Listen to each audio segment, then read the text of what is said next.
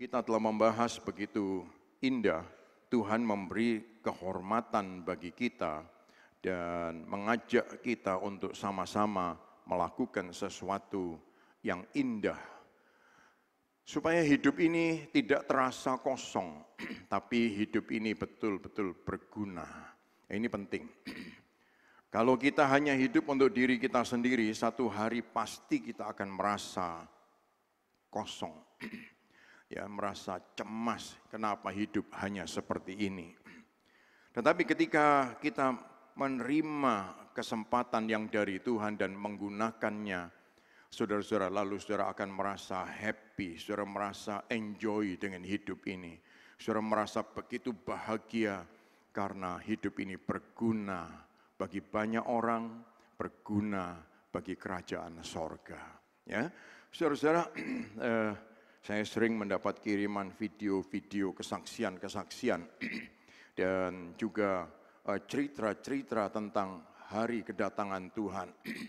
Dan lepas dari salah dan benar, marilah kita semua mau melihat itu dan menerimanya dengan hati rindu akan hari Tuhan.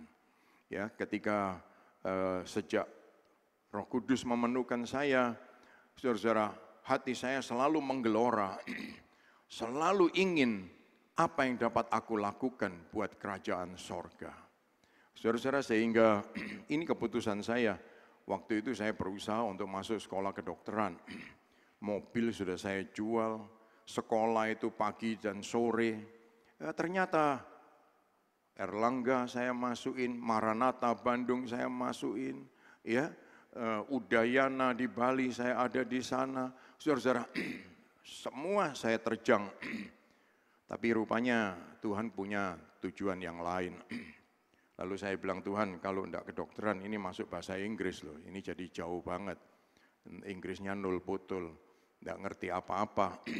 Ternyata benar, saudaraku, 2 tahun saya usaha, Tuhan tidak memberi jalan. Tahunnya saya masuk di fakultas bahasa Inggris, waktu saya ujian di sana nilai saya -4. Saya kaget, kok ada nilai -4? Saya tanya, loh iya di perguruan tinggi itu kalau multiple choice itu angkanya min. Jadi kalau kamu jawab salah terus min terus, kamu di min terus, akhirnya angkamu adalah -4. Waduh, sampai saya merasa saya bodoh banget. Tapi saya berterima kasih kepada Tuhan, sejak itu saya lalu dibangun, saudara-saudara. Dan saya mengerti tentang bahasa Inggris, sehingga waktu saya sampai di Kanada tahun 76, mereka tanya, kakakmu dulu Paul itu kalau mau ngomong Inggris, dia buka Alkitab bahasa Indonesia dan bahasa Inggris. Lalu dia cari kata-katanya, ini gantinya kamus. Ya, dia pilih dari situ lalu dia ngomong sama kita. Lalu dia tanya, kamu kok bisa ngomong? Ya saya sekolah bahasa itu. Dia pikir Indonesia itu kampungan banget gitu, saudaraku. Sehingga tidak ada orang ngerti bahasa Inggris, ya. Tapi terima kasih Tuhan, saya bisa mendengar dan berkata-kata, berkomunikasi dengan mereka. Kenapa? Saudara-saudara, saya cerita ini sedikit karena hati saya begitu menyala buat Tuhan. Sehingga saya membaca buku-buku, majalah-majalah dari luar. Terus saya berkata, Tuhan saya kepingin seperti ini, Tuhan saya kepingin seperti itu, Tuhan saya kepingin seperti itu. Lalu sampai pada akhirnya, lalu saya berdoa dan saya berkata, Tuhan saya kepingin seperti yang Engkau mau saya jadi. Saudara-saudara sekalian, dan sejak itu Tuhan menghentar saya untuk pergi ke desa-desa dan memberitakan Injil. Dan tidak hanya itu saja, di kota pun setiap kali saya ketemu orang, saya cerita tentang Yesus. Sebab saya bilang sama Tuhan, Tuhan kalau Tuhan kasih saya kesempatan jadi dokter, setiap kali saya ketemu orang, pasti saya cerita tentang Yesus. Sebab ini kesempatan ketemu banyak orang. Tapi mungkin jalan Tuhan beda.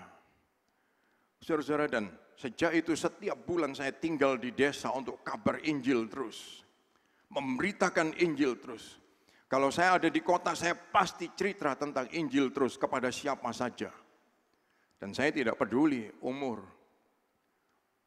Katakanlah kawan dan kompetitor begitu banyak di sekeliling, tapi saya tidak peduli. Saya terus memberitakan Injil. Saudara-saudara sekalian, dan saya melihat anugerah Tuhan itu begitu besar. Kalau saya ingat satu-satu nama-nama orang-orang yang diselamatkan, terus hati saya merasa berterima kasih kepada Tuhan. Karena Tuhan memberi kehormatan bagi saya untuk bisa ikut serta dalam pemberitaan Injil. Sebab saudara-saudara sangat mengagumkan, banyak orang diselamatkan tanpa melewati kita memberitakan Injil. Banyak sekali. Nah, ini ada satu contoh, saudara-saudara. Dan nama-nama ini saudara bisa cari di YouTube, saudara bisa cari di Google, di internet, saudara menemukan mereka. Seorang Bapak Daud, dia adalah guru dari Pak Fahli. Daud, dia duluan percaya kepada Tuhan, karena dua orang ini kuat-kuatan punya jin. Yang satu Pak Daudnya punya 5.000 jin. Yang Pak Faklinya dia punya 3.000 jin. Lalu bagaimana Pak Fakli dia bertobat?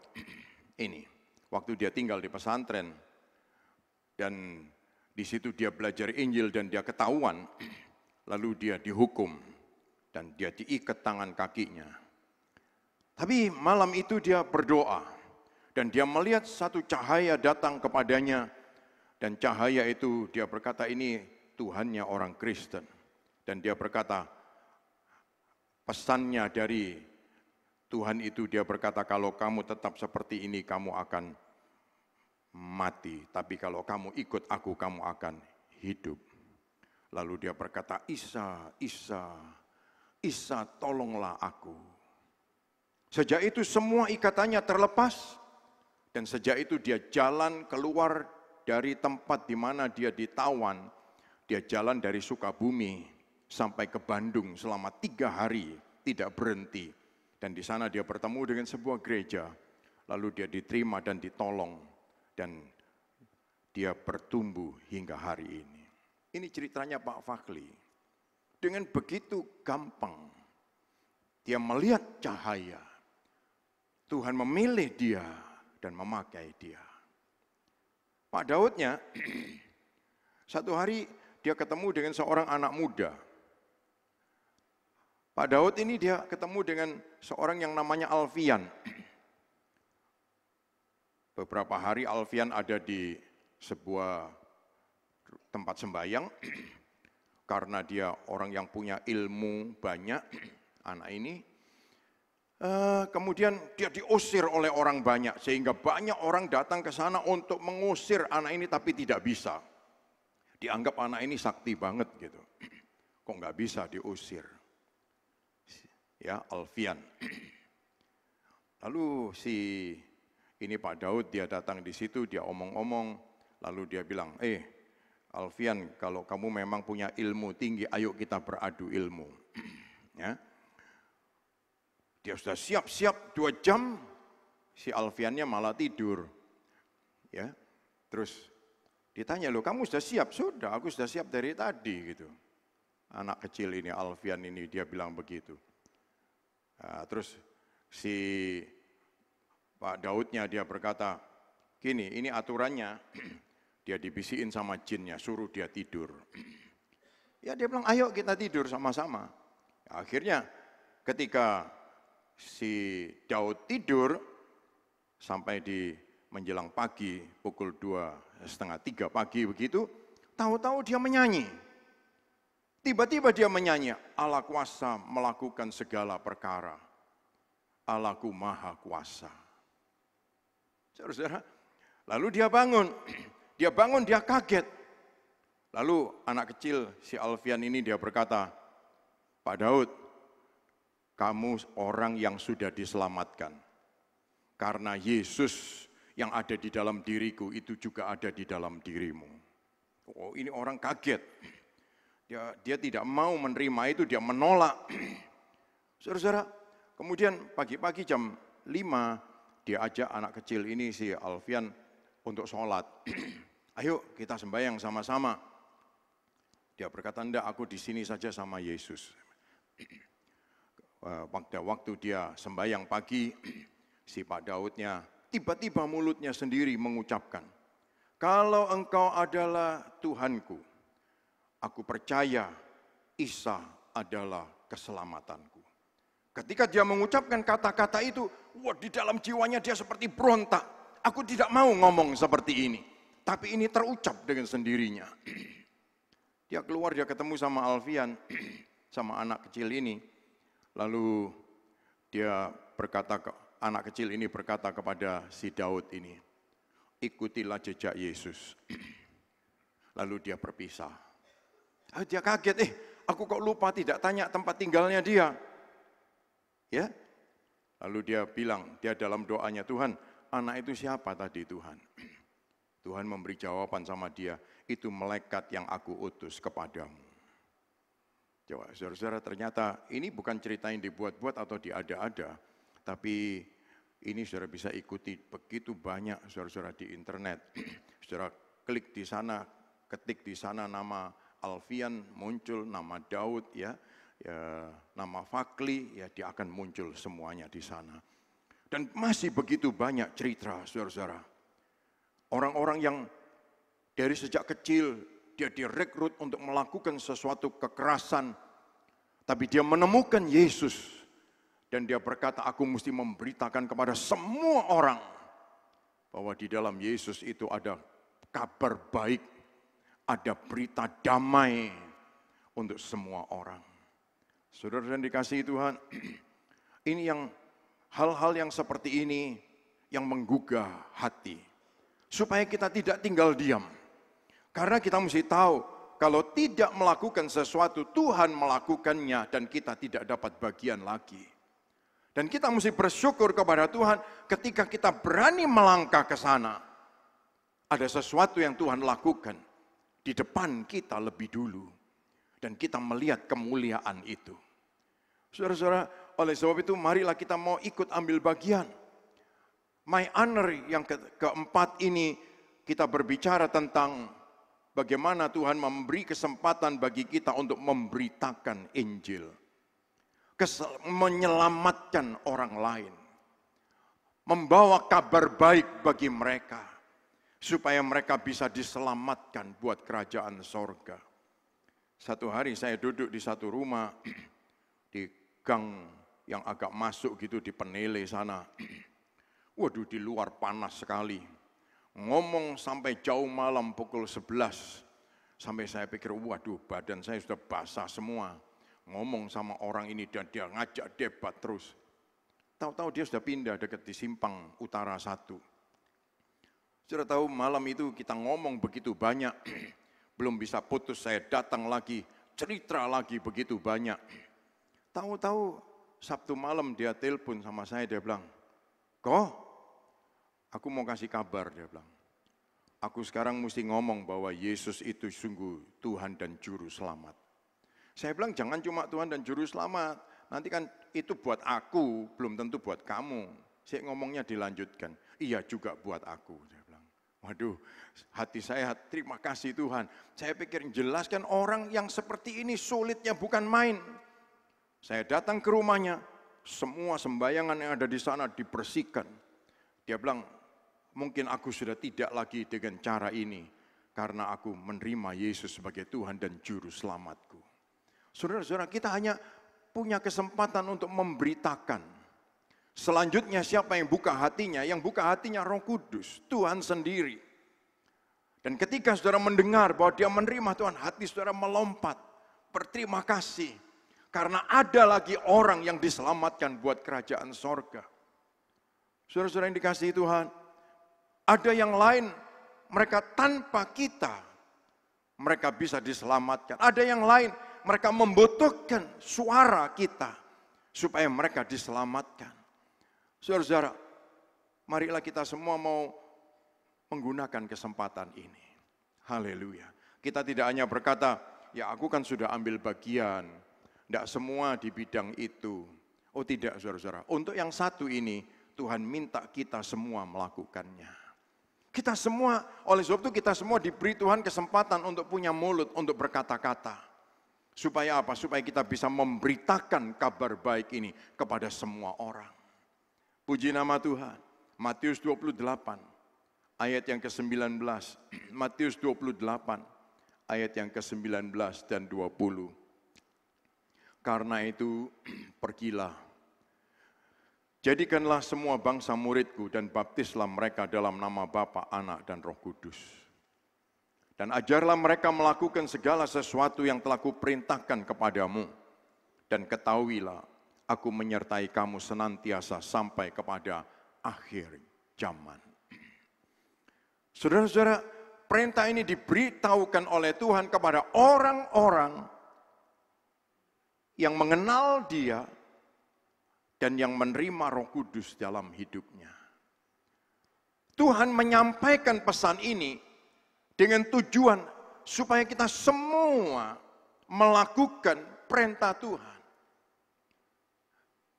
Ada orang-orang yang berpikir, waduh, aku kok kurang dilayani, aku kok kurang ini, aku kok kurang itu. Saya bilang, ya itu problem. Problemnya siapa? Problemnya orang yang tidak melakukan permintaan Tuhan ini. Ya, saudara-saudara, yang terakhir saya ada di Makassar. Saya ngomong di sana selama 3 malam.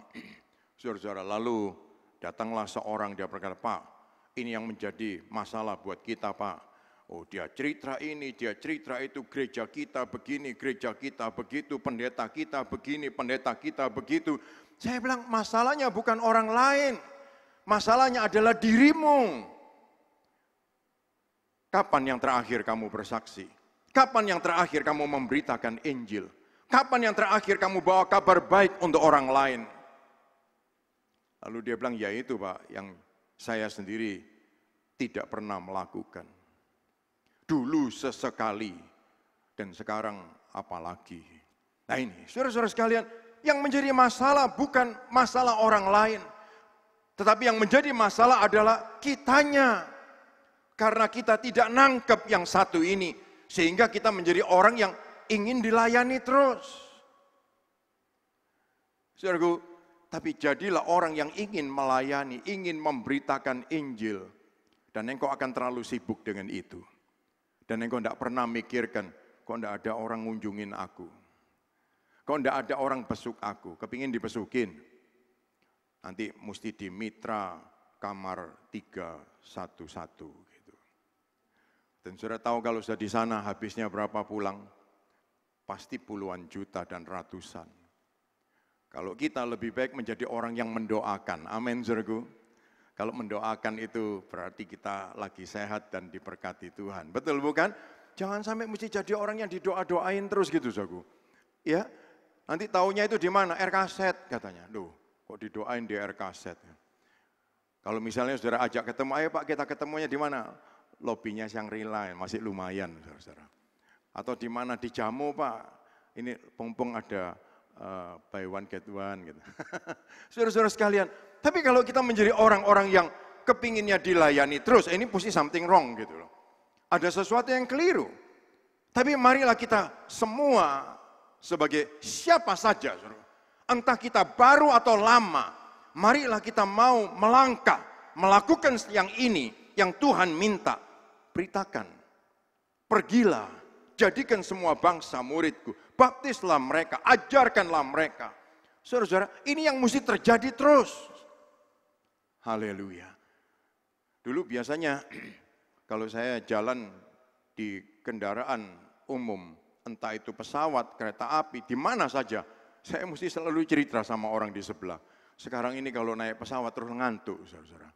Karena bangunnya terlalu pagi, sudah terlalu lelah tadinya ya. Jadi sudah begitu, sampai itu saya terus langsung diam saja, kecuali ketemu sama pendeta-pendeta gitu di sebelah terus, lu Bapak pendeta, lu ya, ngomong terus dia tidak ada habisnya. Sampai saya sendiri sudah pikir, mata saya mandangnya sudah begini-begini gitu. Dia masih ngomong terus gitu.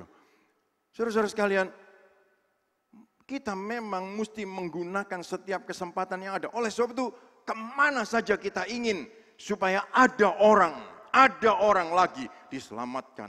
buat kerajaan sorga. Puji nama Tuhan. Kalau Tuhan memberi kesempatan bagi kita, katakanlah di rumah kita pembantunya 12. Ingat saudaraku, hati-hati. Tuhan ingin kita memberitakan sesuatu bagi mereka. Kalau kita membawai orang, katakan berapa? Kita bangga. Waduh, yang ada di bawahku 1.500 orang. Oke. Berapa orang dengar kabar baik dari kita? Sehingga ada orang yang bilang begini, jangan bikin persekutuan di kantorku, gak enak. Dia bilang, kalau aku mau ngamuk sama mereka enggak bisa. Saudara-saudara sekalian, ini masalahnya bukan ngamuk enggak bisa. Saudara mau ngamuk bebas-bebas aja. Ya, tapi kan cara ngamuk yang bagus itu kan ada. Saudara. Cara ngamuk yang intelek, cara ngamuk yang profesional gitu. Ya ada, saudara. Dan kalau mau saudara mau belajar sama saya nanti. Saudara-saudara sekalian, kita perlu menyampaikan kabar baik. Haleluya. Sebab nanti satu hari Tuhan akan tanya sama kita, apa buah tangan yang kita bawa kepada Tuhan. Haleluya. Puji nama Tuhan.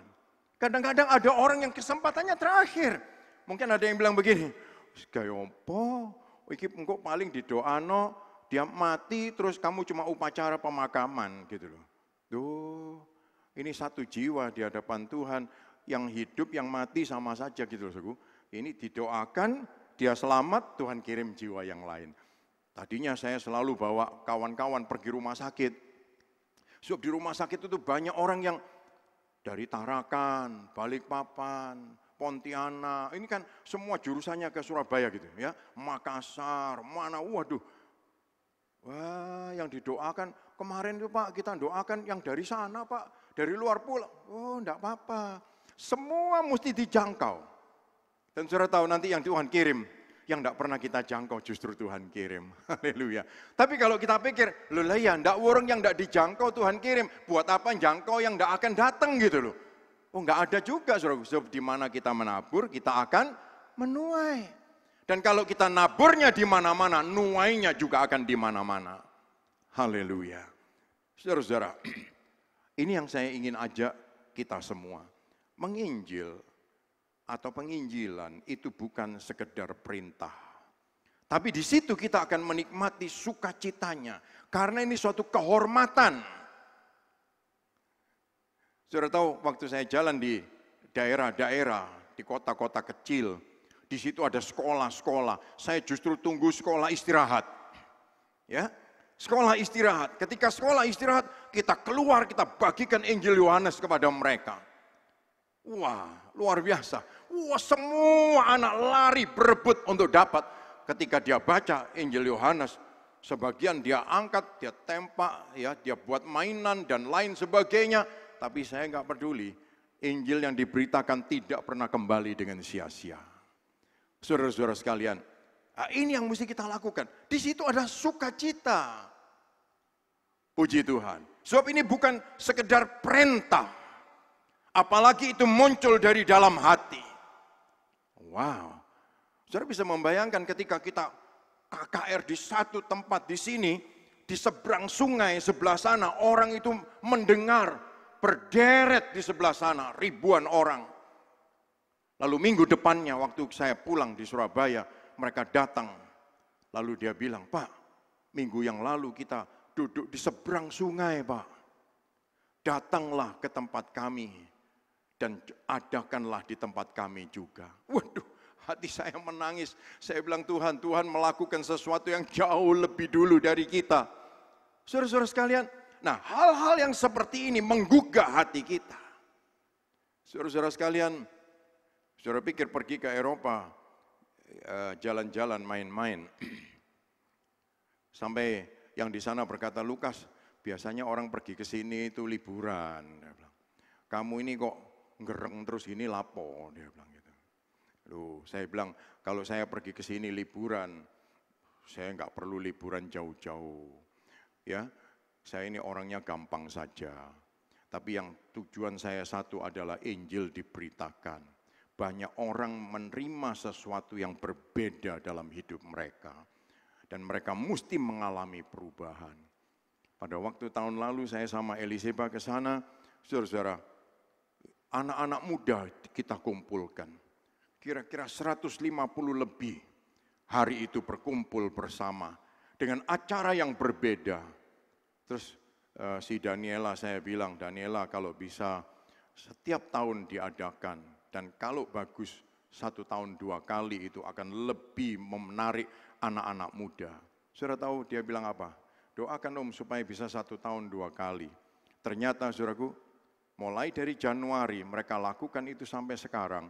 Dan dia berkata, sudah setiap bulan kita berkumpul dan kita dapat 100 lebih anak muda. Saudara-saudara sekalian, ini yang kita inginkan. Haleluya. Supaya ada banyak orang yang dulunya mereka tidak peduli, tidak atensi ke sana. Mereka sekarang mendengar sesuatu dan mereka nangkap sesuatu. Haleluya, dan hidup mereka diubahkan. Saudaraku, kalau kita nonton TV yang bagus atau cerita film yang bagus, kita cerita kepada kawan-kawan kita, wah itu ceritanya, serinya bagus. Tapi pernahkah saudara ketika saudara cerita tentang minuman yang bagus, di situ juga ada cerita tentang air hidup yang luar biasa yang disediakan oleh Tuhan bagi semua orang. Saudara-saudara, ketika kita membicarakan tentang ekonomi yang sedang seperti ini, dolarnya sudah 14.000 lebih, emasnya tiba-tiba naik jadi 515. Sampai teman saya dia bilang, Pak, kayak apa Pak? Mau jual? Aku mau sekaligus dijual tapi 100 kilo, kamu bisa beli enggak? Gitu loh. Terus dia bilang, waduh, lu guyonan. Dia bilang, enggak guyonan. Ya, Alfa Omega jangan dibuat mainan, saya bilang. Saudaraku, ketika kita cerita tentang ekonomi yang seperti ini, tidakkah kita juga bisa cerita bahwa ada Tuhan yang menjadi sumber dari segala-galanya? Haleluya. Yang bisa mengadakan perubahan dalam hidup kita. Saudara-saudara, oleh sebab itu mungkin sebagian dia bertanya, lalu bagaimana dan apa yang mesti kita lakukan? Ini yang kita lakukan, saudara-saudara, bersama-sama. Invest untuk bisa invite. Ya, ini yang potluck yang diadakan. Kita mengadakan acara bersama-sama supaya kita ikut senang sama-sama. Haleluya. Saudaraku, dan kita mengundang mereka. Kita tidak mau buang waktu juga. Ya, kita mengajak kawan-kawan kita beri waktu buat mereka, kita treat mereka dengan baik, tapi kita juga mau ngomong yang jelas sama mereka. Bahwa kita ingin mengundang mereka untuk datang ke acara kita. Ya, saudara-saudara, tidak hanya itu saja. Mereka tentu ingin mendengar cerita dari kita. Haleluya. Cerita sebelum kita mengenal Tuhan. Cerita sebelum kita mengikut Tuhan. Bagaimana kehidupan kita? Cerita di saat kita mengalami perjumpaan dengan Tuhan. Dan cerita sesudah kita mengalami perjumpaan dengan Tuhan. Saudara-saudara sekalian, dan tidak hanya itu saja, kita juga ingin mendoakan mereka. Mendoakan mereka. Ada banyak hal yang tidak bisa kita lakukan sendiri, dan ketika kita berdoa, ternyata Tuhan sudah maju di depan lebih jauh. Ini luar biasa. Saudara-saudara sekalian, oleh sebab itu, marilah kita mau melihat ada kesempatan, privilege, ya, kehormatan yang Tuhan berikan bagi kita. Saudara-saudara, dan Dia ingin supaya kita semua melakukannya dan melihat bahwa Yesus yang tergantung di kayu salib itu luar biasa artinya bagi setiap orang. Lihatlah di sekeliling kita, saudara-saudara, ada orang-orang yang terluka, orang-orang yang membutuhkan pertolongan. Dunia ini mencari jawaban, dan jawabannya itu ada pada kita semua. Puji nama Tuhan. Ya, jawabannya adalah Yohanes 3 ayat yang ke-16. Yohanes 3 ayat yang ke-16. Puji nama Tuhan. Ya, Yohanes 3 ayat yang ke-16. Kita mau cerita sama mereka. Kita doakan mereka karena ada Tuhan yang mengasihi mereka. Ayat ini tidak pernah hilang kuasanya. Siapa saja yang mendengar ayat ini, mereka hatinya pasti tersentuh. Pasti tersentuh. Di dunia ini banyak orang yang tersisih. Orang yang tidak dianggap. Orang yang tidak dipedulikan sama yang lain. Tetapi ada satu yang mengasihi kita. Dia mengaruniakan anaknya yang tunggal. Supaya kita tidak binasa tapi beroleh hidup yang kekal. Puji nama Tuhan. 1 Petrus 3 ayat yang ke-15 memberitahu kepada kita, kuduskan Kristus di dalam hatimu. Dan siap sedialah dalam segala waktu memberi pertanggungjawab kepada setiap orang yang meminta pertanggungjawab tentang pengharapan yang ada padamu. Haleluya. Dengan lemah lembut dan hormat. Saudara-saudara, oleh sebab itu kita ngomong tidak membanding-bandingkan agama. Kita tidak ngomong dengan menyalahkan yang satu, menjelekkan yang lain. Tidak. Tapi kita mau cerita tentang kebenaran yang ada di dalam Yesus. Tentang kesempatan keselamatan yang disediakan Tuhan bagi orang-orang yang percaya. Haleluya. Oleh sebab itu saudaraku, kita mesti bersyukur. Tuhan mengundang kita masuk dalam pestanya.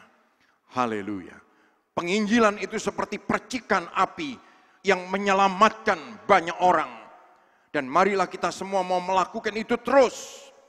Mungkin kita ingat kawan kita sekelas. Kita ingat kawan kita dulu kerja sama-sama. Kita ingat roommate kita yang sekian lama kita bersama dengan dia. Atau siapa saja mereka, keluarga kita yang lain. Mari saudara-saudara, ketika hatimu digugah oleh Roh Kudus, ketika hatimu menyala buat Roh Kudus, percayalah, keselamatan buat setiap orang itu disediakan oleh Tuhan. Dan tinggal kita menyentuhnya sedikit saja. Seperti korek api itu saudaraku, hanya batu apinya dinyalakan saja, magnetnya dicetek saja, langsung dia menyala. Haleluya. Roma 1 ayat yang ke-16 mengingatkan juga, Roma 1 ayat yang ke-16. Puji nama Tuhan, sebab aku mempunyai keyakinan yang kokoh. Injil adalah kekuatan Tuhan yang menyelamatkan setiap orang yang percaya. Puji nama Tuhan. Injil itu kekuatan Tuhan yang menyelamatkan setiap orang percaya. Hari ini saya ingin supaya saudara-saudara mendengar bahwa Injil itu bukan hanya untuk diri kita sendiri, tapi Injil itu untuk semua orang. Kalau kita lihat mereka yang ada di sekeliling kita kesulitan, mereka bukan membutuhkan yang lain, tapi mereka membutuhkan Injil, itu yang terutama. Kalau Yesus mereka terima, Yesus mengubah segala-galanya. Haleluya. Mazmur 118 ayat 1 dia berkata, bersyukurlah kepada Tuhan sebab ia baik, untuk selama-lamanya kasih setianya. Untuk mereka yang patah semangat, untuk mereka yang merasa aku telah jatuh dalam dosa, untuk mereka yang merasa hidupku tidak ada harapan lagi, ingatkan mereka. Untuk selama-lamanya kasih setianya. Karena Tuhan, Dia itu baik. Haleluya. Tuhan kita bukan Tuhan yang lebih baik, tapi Tuhan itu adalah Tuhan yang baik. Haleluya. Kalau ada Tuhan yang lebih baik, berarti yang lainnya juga baik gitu. Tapi Tuhan adalah Tuhan yang baik. Saya nggak tahu yang lain disebut apa. Saudara-saudara, karena Tuhan cuma satu. Dan Tuhan Yesus itu yang baik. Puji nama Tuhan. Dan kasih setianya selama-lamanya. Dia tidak pernah merubah kasih setianya untuk kita semua. Filipi 4 ayat yang ke-7. Damai sejahtera Tuhan yang melampaui segala akal memelihara hatimu dan pikiranmu. Ini saudara-saudara. Di dalam Yesus ada hal yang seperti ini. Di luar Yesus tidak ada.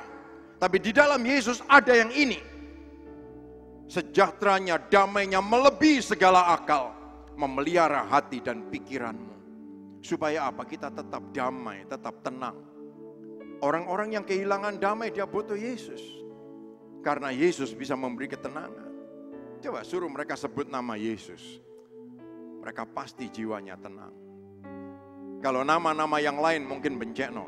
Nyebut nama Lukas itu bencekno. Tapi begitu nyebut nama Yesus, hatinya mesti tenang. Puji nama Tuhan. Saudara-saudara sekalian, dan semua orang menikmati itu. Saya pun sampai hari ini tetap menikmati itu. Kalau hati saya merasa kosong, hati saya merasa cemas, sepertinya tantangan begitu berat, saya sebut saja nama Yesus. Dan hati saya penuh dengan damai. Haleluya. Saudara-saudara, oleh sebab itu marilah kita mau cerita kepada mereka semua. Ini kesaksian-kesaksian dari kelompok sel. Saudara-saudara sekalian, kita mesti menjadi orang-orang yang berani cerita. Ya, ada gambarnya. Ya, mereka ini orang-orang yang menceritakan dan mengajak kawan mereka, memberi waktu mereka, invest dan mereka invite, sehingga ya di situ ada wajah-wajah yang saudara kenal, namanya tidak saya sebutkan satu-satu, saudara-saudaraku, tetapi mereka berusaha mengajak kawan mereka terus, ya, mengajak kawan mereka terus, dan saudara lihat dari satu dia bertumbuh sampai menjadi 8, menjadi 9 kelompok sel. Dan mari saudaraku, jangan pernah berhenti. Puji nama Tuhan. Ada juga yang lain selain dari Citraland. Ya, saudara-saudara, ada di Supercell. Mereka nama-nama orang-orang yang semua kita kenal. Mereka sudah lama ada di antara kita. Mereka ikut kelompok sel 11 tahun. Mungkin kelihatannya ada apa lalu dengan mereka? Luar biasa, mereka bertumbuh. Hari ini mereka menjadi orang-orang yang terlibat dalam banyak pelayanan. Mereka tidak pernah jemu. Saudara-saudara, dan mereka merasa inilah tempat kita, inilah rumah kita. Haleluya. Puji nama Tuhan. Ada seorang bapak, dia berkata, kayak apa ini dengan anakku?